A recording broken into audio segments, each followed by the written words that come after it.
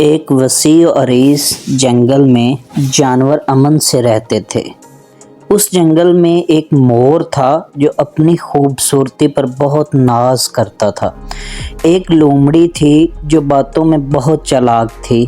ایک خرگوش تھا جو بات بات پر گھبرا جاتا تھا، اور ایک الو تھا جو خاموش مگر نہایت عقل مند تھا۔ جنگل کے بیچ ایک اونچا ٹیلہ تھا جہاں سے پورا جنگل نظر آتا تھا۔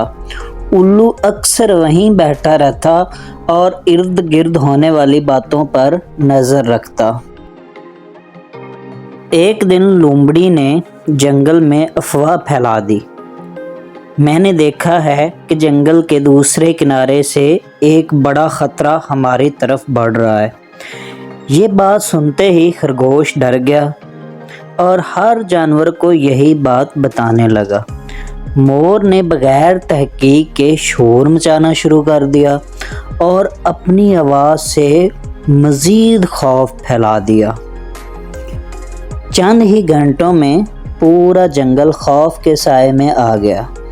جانور خوراک چھوڑ کر چھپنے لگے، بچے رونے لگے اور جنگل کا نظام درم برم ہو گیا۔ الو سب کچھ خاموشی سے دیکھ رہا تھا۔ الو نے سب جانوروں کو جمع کر کے کہا کہ خوف کی سب سے بڑی طاقت یہ ہے کہ وہ بغیر ثبوت کے پھیلتا ہے۔ کیا کسی نے اپنی آنکھوں سے خطرہ دیکھا ہے؟ سب خاموش ہو گئے۔ تب الو خود ٹیلے سے اڑا اور دوسرے کنارے جا کر دیکھ آیا۔ وہاں نہ کوئی دشمن تھا، نہ کوئی خطرہ، صرف تیز ہوا سے درخت ہلتے تھے۔ الو واپس آیا اور بولا، یہ شور خطرہ نہیں تھا بلکہ ہماری اپنی بے سمجھی تھی۔ لومڑی شرمندہ ہو گئی، مور کی آواز خاموش ہو گئی اور خرگوش کو احساس ہوا کہ ڈر پھیلانا بھی ایک ذمہ داری ہے۔ سب جانوروں نے طے کیا کہ آئندہ بغیر تحقیق کے بات نہیں پھیلائیں گے، خوف کی بجائے عقل سے کام لیں گے، افواہ پھیلانے والوں کو فوراً روکیں گے۔